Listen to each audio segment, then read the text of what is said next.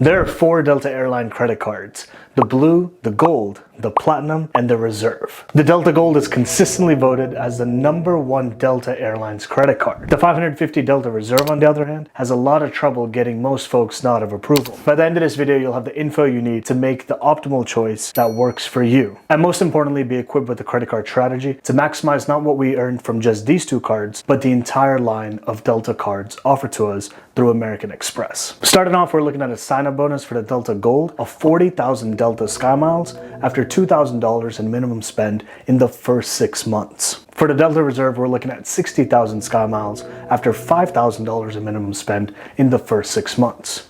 Although this sounds like a lot of points, Skymiles are usually referred to as Sky Pesos, because there's a lot of them, but they're not really worth that much when it comes to each and every mile. A very realistic rate is getting a range of around 1 to 1.3 cents per point. In other words, if you have 50,000 miles as a sign-up bonus, that's worth, let's say, around $500 all the way to $650 on average. Redeeming these miles for business, first class, or international flights can definitely skew this 1 to 1.3 range, yet it's a good baseline, especially when it comes to domestic redemptions. These offers are super standard, and it's really easy to find elevated bonuses very frequently when it comes to these Delta cards overall. For context from first-hand experience, when it comes to the Delta Gold, you could be looking at bonuses as high as, let's say, 70,000 Skymiles. With the Reserve and the same level of spending in the same time frame, you could be looking at bonuses up to 90,000 Skymiles. Coming to the earn rate, first, we have the Delta Gold. We're looking at 2x on the following categories: spend that's done directly with Delta, US restaurants including takeout and delivery, as well as US supermarkets, and 1x everywhere else. On the flip side with the Reserve, it's 3x on Delta spend and then 1x everywhere else. No other categories whatsoever. There are quite a few benefits with these airline-specific cards, and they're not only specific to Delta, there are good travel perks in general. Both of these cards come with a slew of benefits,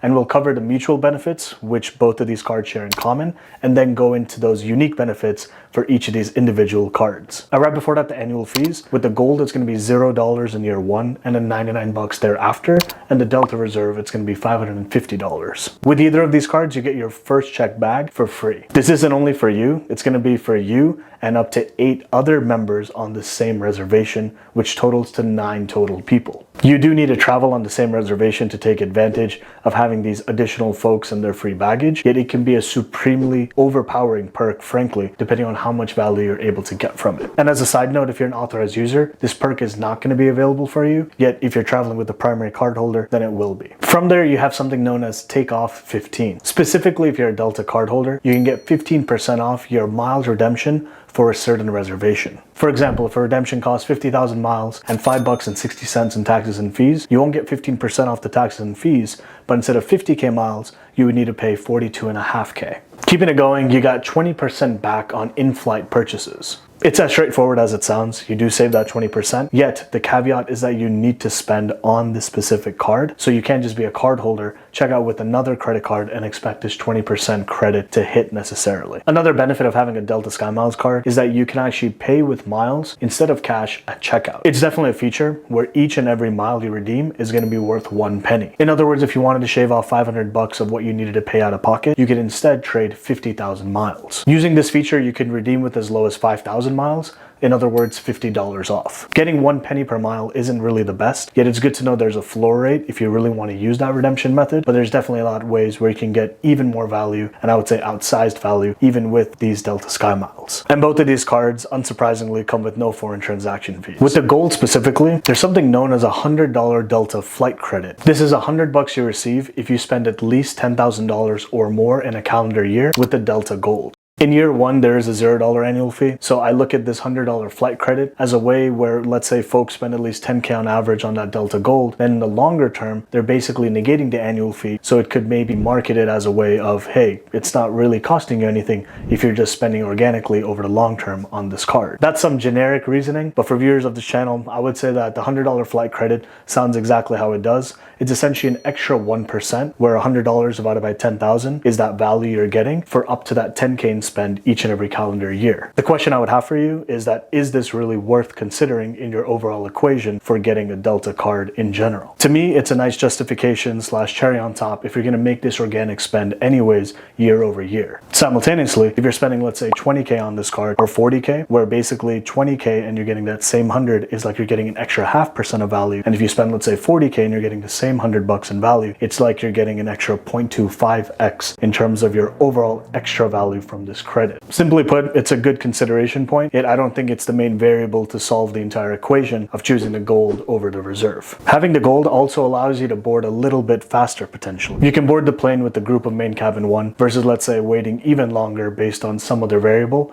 So having this card can give you that perk if you value it. Coming to the reserve, this is what you get with it and what you cannot get with the gold. One quick non-Delta status or travel related perk is the fact that you get return protection with the Delta Reserve. Further, you get trip delay insurance. With the Reserve, if your trip's delayed 6 hours or more, this is something you can take advantage of. Further, you have trip cancellation and interruption insurance. Charging a $550 annual fee, the Delta Reserve definitely is being compared in that top echelon of premium cards in the market today, and in that niche exist a lot of cards with a lot of overlapping benefits. One of those is something that the Reserve also has, and it's known as TSA PreCheck / Global Entry. This particular credit functions like how it's offered with all these other cards in the market, where you're basically going to get that credit for your application for either of these programs once every 4 to 4.5 years. With the gold, we get main cabin 1 boarding, but with the Reserve, you actually get one of 2 options. The first is, let's say you have no medallion status and you just have the Delta Reserve. Right after all the medallion members are upgraded, however that would work out, you'd be basically next in line eligible for unlimited complimentary upgrades. The second scenario is, let's say you already have Delta status, aka you're a medallion member, and you have this card, then you'll be basically higher up compared to other people in your same medallion tier, but who may not have the Delta Reserve. From there, we got Delta Sky Club access. Starting February 1st, 2025 specifically, Delta Reserve card members will have 15 accesses to the Delta Sky Club. This is going to be every calendar year, and to get unlimited of these visits, you would need to spend $75,000 on your Delta Reserve card in a calendar year to have unlimited visits for that consecutive year. If you finish the 15 visits and you haven't spent $75K yet, then you can still get into the Delta Sky Club, but at a cost of $50. This is the Delta Sky Club lounge access, yet if you want to get access to the Amex Centurion lounge, as long as you use your Reserve card to book your Delta flight, then you'll get complimentary access into these Amex Centurion lounges. When you pay your annual fee in the second year, and then each and every time you pay the annual fee year over year, each of these times you'll get a companion ticket. The companion ticket you get with the Reserve is essentially a buy one get one deal. The specific criteria is that, let's say I'm traveling and I use my companion ticket for you. As long as it's a domestic round trip ticket and I booked it in either first class, Comfort Plus, or any other variation, then you'd come along basically for free with me, or vice versa. If you're okay spending cash on a first class ticket for yourself, knowing that you get that second person as your companion for free, except for taxes and fees that may be applicable, then it could definitely be worth it. If you value everything that comes with the Delta Reserve as nothing applicable to you except maybe this perk, then it could make sense. Where, for example, if you have a ticket that's, let's say, $750 on average each and every year, which you know for sure you're booking, then this companion ticket going for there is basically saying, hey, I'm getting $750 of value by spending $550. You're still spending money, but it's like you're getting a discount. It really just depends on your personal situation. Utilizing the Delta Reserve to achieve Delta status that much faster is definitely a strategic move. The entire Delta program has been revamped recently, and starting Jan 1st, 2024, this is what we could be looking forward to, as well as how you can use the Reserve to achieve Delta status that much faster, which you won't get these same perks or benefits with just having the Delta Gold. Simply put, your status is going to be determined by one specific metric known as MQDs, or in other words, medallion qualifying dollars. In English, you're basically spending your way to achieve status, and there's certain ways to optimize the way you're spending such that you're getting more of these MQDs so that you get to that tier of status, if you so desire, that much faster. The 4 levels of Delta status are silver, gold, platinum, and diamond. There are certain qualifying methods to earn these medallion qualifying dollars, and they're in 3 separate categories as follows. The first is going to be by spending directly with Delta, and each and every dollar you spend on Delta flights is going to earn you 1 medallion qualifying dollar. If you spend $100, you get 100 MQDs, you spend 1,000, you get 1,000 MQDs, etc. The second way is to spend with Delta Vacations, which essentially is still Delta, just a different vertical of the business, which may not be purely flights, but maybe a combo of hotel plus flights or otherwise. And third is going to be specifically spending on a certain Delta credit card. Depending on the card, there are different levels of medallion qualifying dollars you would earn, and with the Reserve, it's specifically going to be spending $10 will earn you 1 medallion qualifying dollar. The number of dollars we're talking about per tier are as follows. And in the order of silver, gold, platinum, and medallion, it's going to be $5, $10, $15, and $28,000. Spending $10 on this card to earn 1 MQD is an example of a feature they know as MQD Boost. Another feature they have is known as MQD Head Start. The Head Start is essentially saying that if you're a Delta card holder, then you're going to get a 2,500 head start towards that next level of status. For example, to be silver, you need a 5K MQD requirement. You'll get a head start of 2,500, so there's 2,500 MQDs remaining for you to earn to then keep that silver status in the consecutive year. This part is the most important of this whole video. This is what you need to know to optimally earn each and every sign-up bonus if that's something you're interested in with the Delta line of cards, because if you apply for the quote-unquote wrong card on your first try, you could be locked out of earning bonuses from all the other Delta cards for the rest of your life. If you've seen any of the previous videos on the channel, or this is your first one,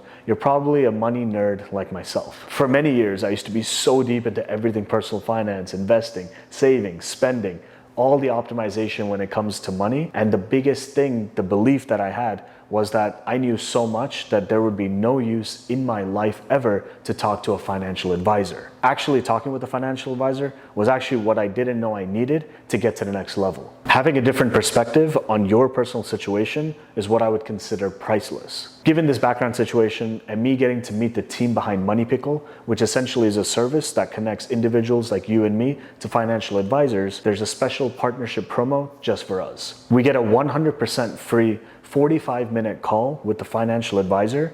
And the unique selling point of Money Pickle, which is why I'm even happy to talk about them on the channel, is that these financial advisors are supposed to prioritize you and me versus anything they have to sell from their side. This takes away the hesitation of, after this 45-minute call, I'm going to be upsold or told to enroll into something else or otherwise. So there's none of that involved. It really is about us focused first, period. Head to moneypickle.com/Lalit. Head to the calendar where you'll pick a date and time that works best for you. Provide detailed notes about your situation and your personal finance questions, topics, and concerns. Provide your contact information. You'll get an email and text appointment confirmation. And in the email are going to be the Zoom link details for that date and time you chose to meet. 1 hour before your scheduled session, you'll get another text/email reminder, and simply clicking that link will connect you to your free one-on-one 45-minute session with that financial advisor, certified financial planner, or a different type of finance professional. To book your session, you can use the link in the description below or in the pinned comment.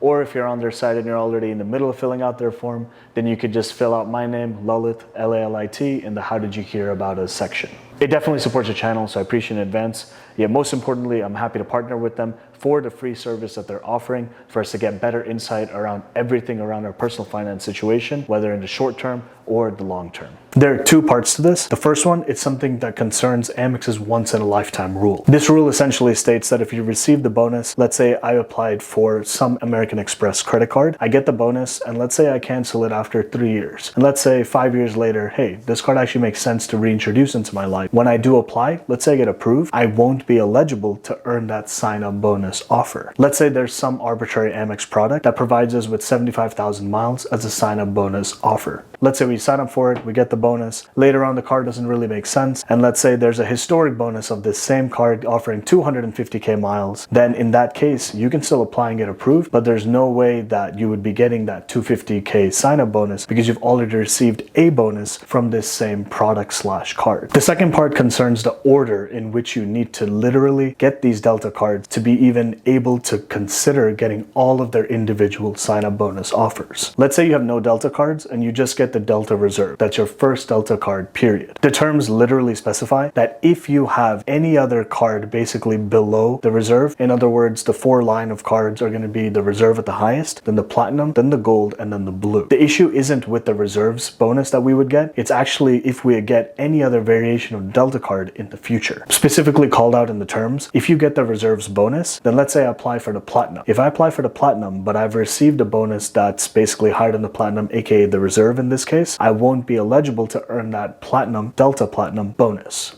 The issue here isn't the bonus we're getting with the reserve, but due to the terms that speak to if you get the reserves bonus first, then this is what happens with your eligibility to get a sign-up bonus offer with other Delta cards in their lineup. The terms and conditions speak to what I'm talking about, yet the optimal strategy based on those terms is as follows. There are 4 Delta credit cards. It's going to be the blue, the gold, the platinum, as well as the reserve. In terms of annual fee, you're looking at $0 for the blue, and with the gold, it's going to be $0 in year 1, followed by $99. With the platinum, you're looking at $250 in terms of an annual fee, and then $550 with the reserve. I mentioned this because it's easy to talk through the example, where basically in ascending order from the annual fee being 0 all the way to $550, that's basically your optimal order of applying, and the reason is as follows. If you get the reserve first, the terms say you're going to be locked out basically from all the other bonuses that are below it. In other words, the platinum, the gold, and the blue. Let's say your first Delta card is a Delta gold, then you'd be locked out of even getting the bonus for the Delta blue, yet you can still get the bonus for the platinum or reserve in the future if you so choose. If you apply in the order of blue, gold, platinum, and then reserve, then you can actually have a chance of accumulating all of these sign-up bonus offers if you so choose to. If you apply willy-nilly and just get the Delta reserve just because, and let's say you don't even fly Delta, you don't even really take full advantage of what the Delta reserve has to offer, then that's cool to get a short-term intro bonus maybe, yet you're really locking yourself out all the other bonuses of all these other Delta cards, and that could be really crucial because of the following. As we saw with the Delta Gold, the earning multiplier, it's different from what the Delta Reserve has to offer. There's more everyday categories like restaurant spend or supermarket spend, and apart from considering all other cards in the market for these type of categorical spend, if that's something that's a part of your daily lifestyle and something you value, then not having, let's say, the Delta Gold, but only having the Reserve may not be the most optimal spend vehicle. There are other Delta cards which may offer different categories which still suit your daily lifestyle. For example, with the Delta Platinum, they offer you 3x when you spend directly with hotels. The point is, if you want a very Delta-centric setup, Delta cards may or may not be the most optimal way, and that's a discussion for a different video altogether. Yet if you're going towards Delta status or trying to make all of your spend centric to just accumulating these miles for whatever reason you may have, then in general, there are cards that you want in your lineup to work together. And if you're going to be locked out of sign-up bonuses, but there are certain categories that, let's say, the Delta Platinum, as we mentioned with hotels, has to offer you, then that could be a deterrent for you to get that card as your next credit card option. The Delta Gold is the people's #1 choice, and the Delta Reserve really makes sense for the following criteria, in my opinion. If you spend heavily with Delta, the Delta Reserve is going to make more sense if you value status specifically versus just a pure accumulation of miles. I'll touch on this point shortly. If you can take advantage of the annual companion ticket, then $550 as an annual fee to get, let's say, a ticket, especially if you're used to flying first class, it could really break even, or you getting some value, or in general, at least you have that option if you want to use it, and it definitely could make a huge dent towards that annual fee in general. With the Gold, you're getting that free first check bag, and it's the same perk with the Reserve. Yet if that's a primary value driver for you, and that's all you need, then maybe the Gold is all you need versus the Reserve. Both of these cards are pretty perk heavy cards, I would say, yet if you're looking at status, it's going to be the Delta Reserve. If you're looking at status and getting the Delta Gold to help you on that mission, it's not really going to work out well because the spend that you do on the Gold doesn't have that MQET boost like it does with the Reserve. With the Reserve, we were saying we get 3x miles per dollar spent with Delta, and it wouldn't be the most optimal because there are cards like the Amex Platinum, which yes, it comes with the $695 annual fee, yet you're getting 5x membership reward points, specifically when you spend with airlines, and you can easily transfer those points at a 1-to-1 ratio to Delta. So in other words, you're getting 5x Delta miles per dollar spent. Spending on the Amex Platinum isn't going to get you closer to Delta status, specifically with their MQD boost feature, where you're getting an extra 1 MQD per $10 spent, yet at the same time, you're still getting 1 MQD per dollar spent with Delta in general, period. If you're not fully gung-ho with everything Delta status, maybe the Reserve isn't really worth keeping in the long term, especially if you're kind of juggling that companion ticket and not really sure if you're going to get the full value from. Simultaneously, the Gold, if your organic spending is around at 10K on average each and every year, which breaks even with the annual fee if you get full value from that $100 Delta credit, then that's something to consider as well. Or if you're just taking advantage of the free first check bag benefit, then that's something you can easily break even upon in the long term. You can definitely earn more Delta Skymiles by spending on the Amex Platinum, so I'll leave that video over here for you to get to know more. And if you want another Delta card comparison, I'll leave that over here. And with that, thanks for coming to the end. See you in the next one. Peace.